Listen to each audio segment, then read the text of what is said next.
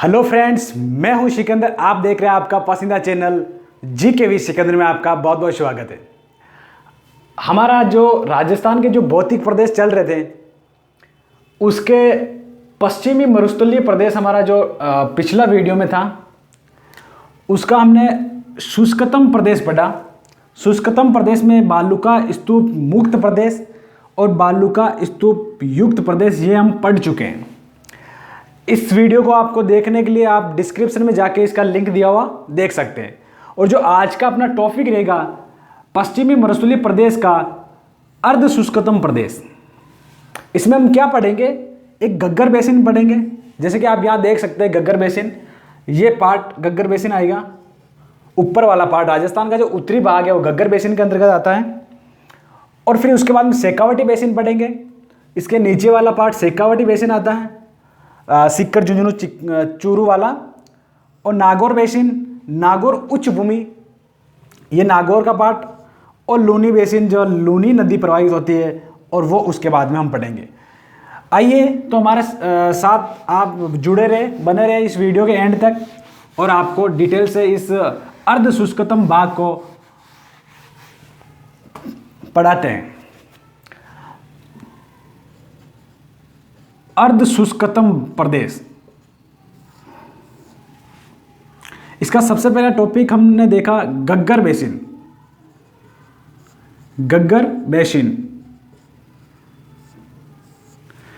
ये राजस्थान के उत्तरी भाग में नदी बहती है गग्गर बेसिन।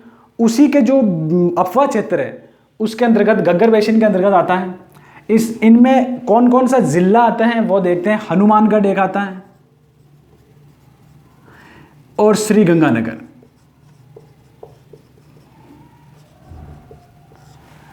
गग्गर नदी को मृत नदी भी कहते हैं। ये हनुमानगढ़ और श्रीगंगानगर में मोस्टली अपने प्रवाहित होती हैं। मृत नदी जब इसमें बाढ़ आता है तो इसका जो जल है वो पाकिस्तान के पोर्ट अब्बास तक जाता है। कहाँ तक जाता है? पोर्ट अब्बास तक जाता है। पाकिस्तान के पोर्ट अब्बास तक इसका जल जाता है। और पाकिस्तान में इस नदी को हकरा नदी कहते हैं। पाकिस्तान में इस नदी को हकरा नदी कहते हैं। अब इस क्षेत्र में जो इसकी विशेषता पाई जाती है वो देखते हैं। इसमें एक आता है योध्य क्षेत्र। गग्गर बेसिन में योध्य क्षेत्र आता है। योध्य क्षेत्र यानी कि यहाँ पर योध्य जाति रहती थी, इसलिए इस कारण इस क्षेत्र को योध्य क्षेत्र कहते हैं। योध्य क्षेत्र में आपको पता होना चाहिए हनुमानगढ़ और गंगानगर क्षेत्र आते हैं। कौन से जिले आते हैं? हनुमानगढ़ और गंगानगर। अगर हम डिटेल से बात करें तो योध्य क्षेत्र किस क्षेत्र में, किस बेसिन में आता है? वो है गग्गर बेसिन में। अब हम इसकी दूसरी एक शब्द की बात करें, वो है नाली। नाली क्या है? गग्गर बेसिन जब हनुमानगढ़ गग्गर बेसिन को स्थानीय भाषा है, हनुमानगढ़ की स्थानीय भाषा में नाली कहते हैं। क्या बोलते हैं? नाली।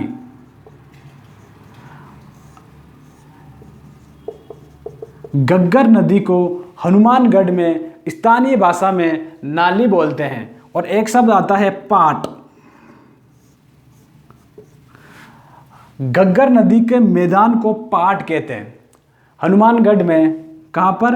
हनुमानगढ़ में गग्गर नदी के जो मैदान है, गग्गर नदी का जो मैदान है उसे हम पाट कहते हैं। एक गग्गर नदी जो बेसिन है उसमें एक समस्या है, वो हम देखते हैं। सेम समस्या, आपने नाम सुना होगा। ये क्या है इसको समझने की कोशिश करते हैं। इससे क्वेश्चंस पूछे जाते हैं। इंदिरा गांधी नहर परियोजना, इंदिरा गांधी नहर परियोजना IGNP जो हम शॉर्ट में लिख रहे हैं। इंदिरा गांधी नहर परियोजना, इंदिरा गांधी नहर जब प्रवाहित होती है तो उसके अंदर क्या होता है? जल होता है जो रिसाव होता है, जल का रिसाव होता है। माना कि ये नहर प्रवाहित हो रही है, इसमें ये जल प्रवाहित हो रहा है तो ये जल रिसाव होकर इसके आसपास का जो क्षेत्र होता है वो दलदली हो जाता है। यानी कि इंदिरा गांधी नहर के जल का रिसाव होता है और जो आसपास का जो क्षेत्र होता है वो दलदली हो जाता है। दलदली होने के कारण वो अनुपजाऊ हो जाता है। क्या हो जाता है? अनुपजाऊ हो जाता है। अनुपजाऊ की ही समस्या को हम सेम समस्या कहते हैं। अनुपजाऊ की जो समस्या है उसे हम क्या बोलते हैं? सेम समस्या।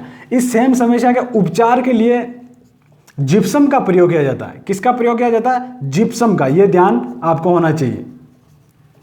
सेम समस्या के उपचार के लिए जिप्सम का प्रयोग किया जाता है। जिप्सम सेम समस्या किस जिले से संबंधित है? हनुमानगढ़ और गंगानगर से।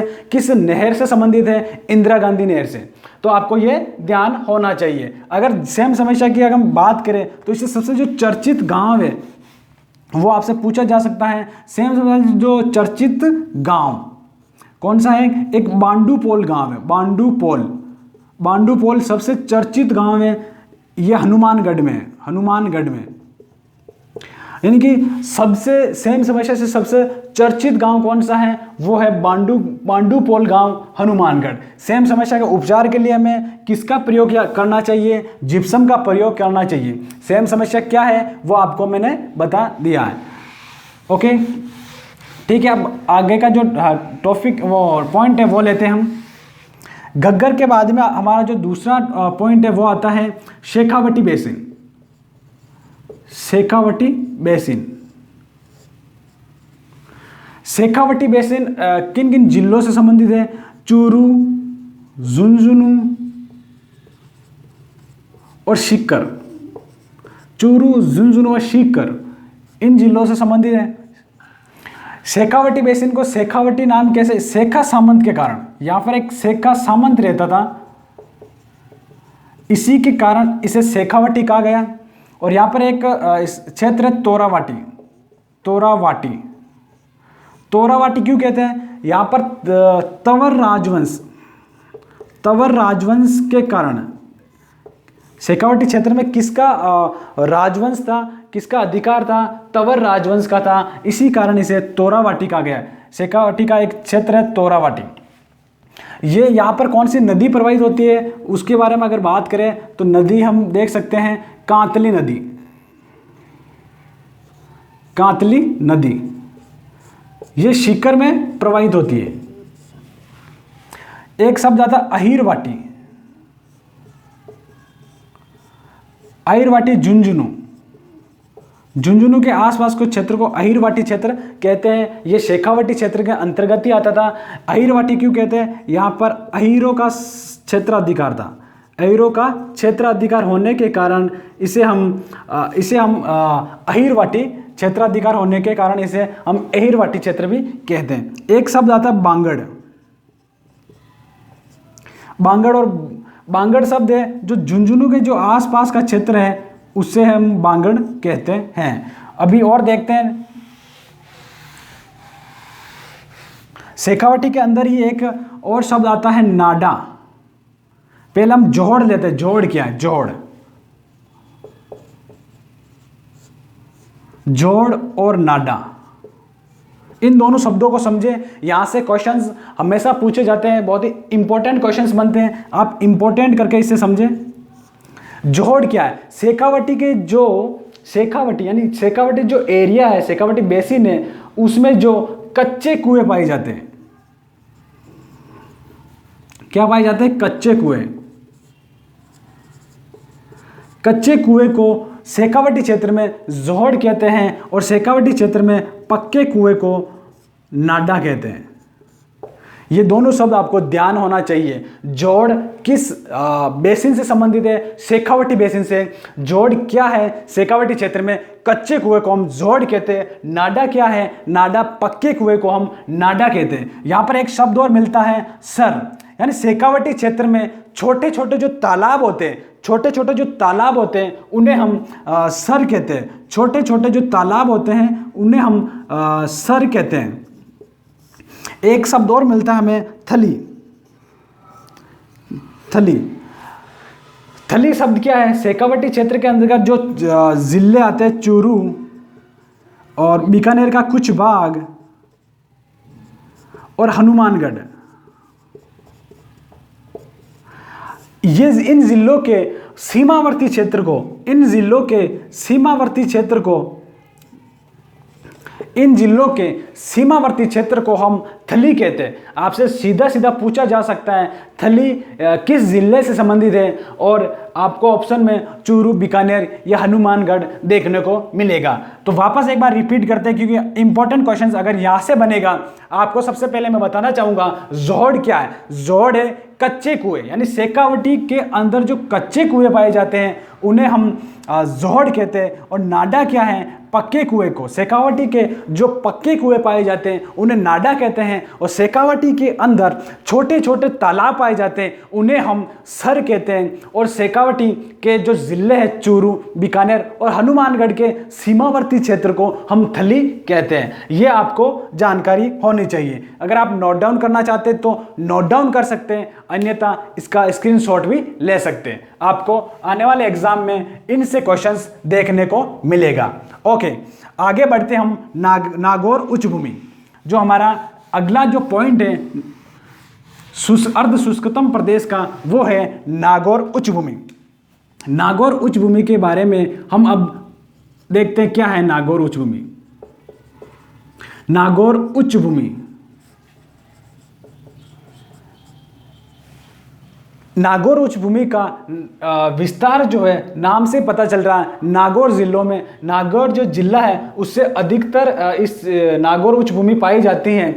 नागौर उच्च भूमि में जो अवशिष्ट पहाड़ियाँ हैं, क्या है, अवशिष्ट जो पहाड़ियाँ हैं, अवशिष्ट पहाड़ियाँ को नागौर उच्च भूमि कहते हैं। और यहाँ पर कौन कौन सी इन्हीं पहाड़ियों में, अवशिष्ट पहाड़ियों में कुछ श्रेणियाँ पाई जाती हैं, कुछ श्रेणियाँ पाई जाती हैं, उनके बारे में हम देखते हैं। एक श्रेणी पाई जाती है मकराना श्रेणी।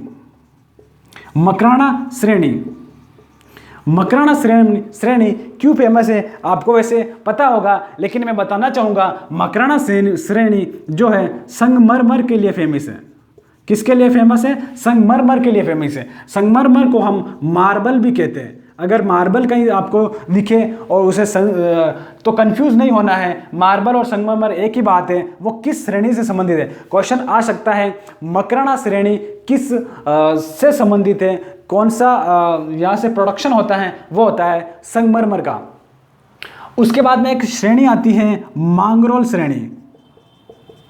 कौन सी श्रेणी आती है, मांगरोल श्रेणी। मांगरोल श्रेणी नागौर उच्च भूमि से संबंधित है। मांगरोल श्रेणी किस भूमि से या किस क्षेत्र से संबंधित है, ऑप्शन आपको 4 मिले तो उसमें आपको करना है नागौर उच्च भूमि। मांगरोल श्रेणी जिप्सम से संबंधित है। जिप्सम, और जिप्सम का उपचार और उपयोग मैंने अभी पिछले पॉइंट में बताया है। क्या है, जिप्सम का उपचार, सेम समस्या के लिए जिप्सम का उपयोग किया जाता है, सेम समस्या के लिए। बहुत ही अच्छा क्वेश्चंस बन सकता है। मांगरोल श्रेणी नागौर उच्च भूमि से संबंधित है। एक और श्रेणी है जायल श्रेणी, बहुत ही इंपॉर्टेंट श्रेणी है। जायल श्रेणी क्या है, ये फ्लोराइड युक्त श्रेणी है, फ्लोराइड युक्त। जायल श्रेणी के अंदर और कुछ पाया जाता है। एक जायल श्रेणी के अंदर एक कुब्बड़ पट्टी पाई जाती है, कुब्बड़ पट्टी, कुब्बड़ पट्टी पाई जाती है। हम यहां समझने की कोशिश करते हैं। जायल श्रेणी के अंदर कुब्बड़ पट्टी पाई जाती है। आपसे पूछा जा सकता है कि जायल श्रेणी के अंदर कौन सी पट्टी पाई जाती है। आप नागौर और अजमेर के मध्य ये पाई जाती है, नागौर और अजमेर के मध्य आया हुआ क्वेश्चन से ऑप्शन में आपको कुब्बड़ पट्टी कहाँ पाई जाती है, वो नागौर और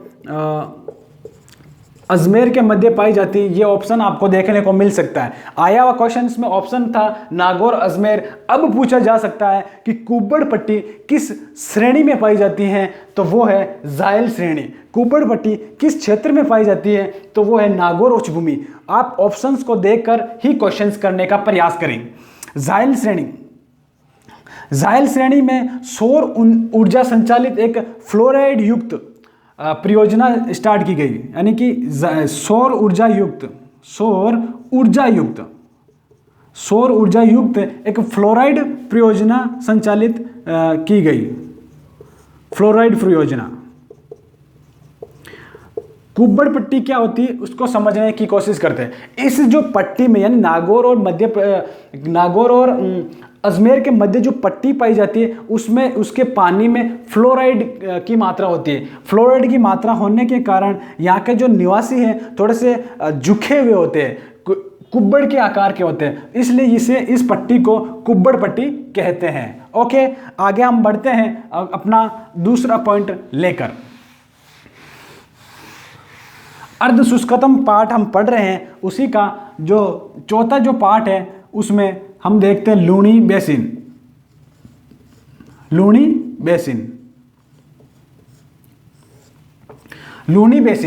बेसिन किन किन जिलों में पाया जाता है? तो वो है पाली, जोधपुर, जालोर और बीकानेर का बाड़मेर का कुछ हिस्सा। लूनी नदी, यहां पर प्रवाहित होने वाली नदी कौन सी है? नाम से पता है, लूनी नदी कहां से, इसका उद्गम स्थल कौन सा है? नाग पहाड़िया जो है अजमेर में है, वहां से इसका उद्गम होता है। नाग पहाड़ में लूनी नदी का उद्गम होता है। हमें लूनी नदी के बारे में या लूनी बेसिन के बारे में पढ़ना है। जब नदी वाला टॉपिक आएगा अफवाह तंत्र, तो लूनी नदी को हम डिटेल से पढ़ने का प्रयास करेंगे। इसमें एक क्षेत्र आता है लूनी बेसिन में,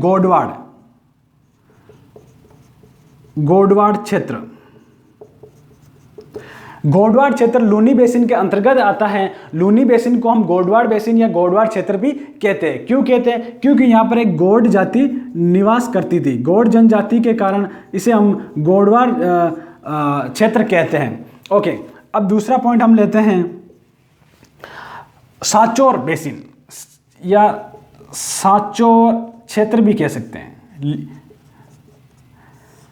सांचौर क्षेत्र है जो किसके अंतर्गत आता है? लूनी बेसिन के अंतर्गत आता है। इसका क्या क्वेश्चन कैसे बन सकता है? सांचौर को हम क्या बोलते हैं? राजस्थान का पंजाब। सांचौर बेसिन को हम राजस्थान का पंजाब बोलते हैं। राजस्थान का पंजाब सांचौर को कहते हैं। क्यों कहते हैं? यानी कि जो भारत का जो पंजाब, वहां पर कितनी नदियां आकर मिलती है? 5 नदियां। तो इस जो सांचौर बेसिन है इसमें भी 5 नदियां प्रवाहित होती है या 5 नदियां इसमें इस जगह पर आकर मिलती है। इसलिए सांचौर बेसिन को राजस्थान का हम पंजाब कहते हैं। ओके, लूनी बेसिन में और हम पढ़ने का प्रयास करते हैं। एक आता है 56 पर्वत या 56 की पहाड़ियाँ। 56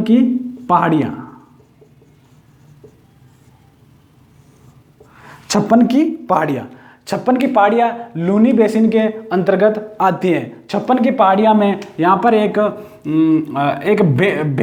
भैरव मंदिर है,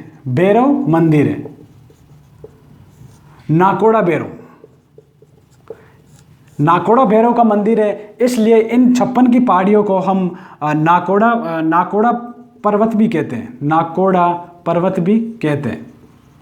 आपको ध्यान होना चाहिए, 56 की पहाड़ियाँ में भैरव मंदिर है जो नाकोड़ा भैरव के नाम से प्रसिद्ध है। इसलिए हम 56 की पहाड़ियों को नाकोड़ा पर्वत भी कहते हैं। 56 की पहाड़ियों में एक स्थान है हल्देश्वर या पीपलुद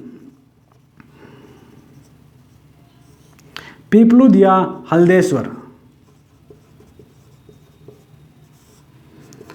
पीपलुद या हल्देश्वर एक स्थान है। इसे हम मारवाड़ का माउंट आबू कहते हैं। मारवाड़ का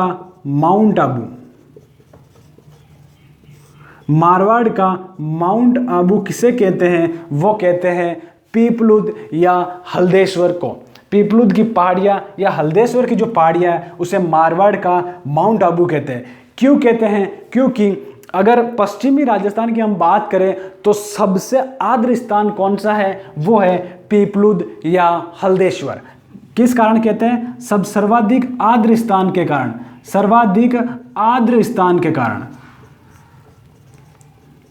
क्योंकि राजस्थान में अगर सर्वाधिक आर्द्र है तो वो है माउंट आबू, और पश्चिमी राजस्थान में अगर सर्वाधिक आर्द्र स्थान है तो वो है हल्देश्वर। माउंट आबू की उपमा इसी के कारण इसे दी गई है। अब हम एक नेक्स्ट जो पहाड़ियाँ है वो देखते हैं, लूनी बेसिन के अंतर्गत आती है, वो है जसवंतपुरा की पहाड़ियाँ। वो है जसवंतपुरा की पहाड़ियाँ। समझने की कोशिश करें, यहाँ से भी क्वेश्चंस बनता है। जसवंतपुरा की पहाड़ियाँ, जसवंतपुरा की पहाड़ियाँ ये कहाँ है? ये जालोर में है। जसवंतपुरा के पहाड़ियाँ में ये इसमें एक इस जसवंतपुरा की जो पहाड़ियाँ वो जालोर में के अंतर्गत आती है। इसका जो सबसे ऊंची चोटी है, यानी जसवंतपुरा की जो पहाड़ियों की सबसे ऊंची चोटी है तो वो है डोरा पर्वत। डोरा पर्वत एक जसवंतपुरा की पहाड़ियों की सबसे ऊंची चोटी है, या डोरा चोटी भी बोल सकते हैं। वो है 869 मीटर। पश्चिमी राजस्थान की जो डोरा पर्वत है ये पश्चिमी राजस्थान का सर्वोच्च चोटी है। पश्चिमी राजस्थान की सबसे ऊंची चोटी का नाम बताइए। आपसे अगर पूछा जाए राजस्थान की सबसे ऊंची चोटी गुरु शिखर और पश्चिमी राजस्थान की सबसे ऊंची चोटी तो वो है डोरा पर्वत, जसवंतपुरा की पहाड़ियों में पाई जाती है। 869 मीटर के साथ सर्वोच्च स्थान रखती है, वो है जालोर के अंतर्गत। आशा करता हूं आपको ये वीडियो पसंद आया होगा। अब इसके बाद में जो हमारा टॉपिक होगा, मोस्ट इंपॉर्टेंट टॉपिक है अरावली पर्वतमाला। Okay, all the best. मिलते हैं नेक्स्ट वीडियो में। अपने दोस्तों के साथ इस वीडियो को शेयर करें और सब्सक्राइब करें। Okay, all the best.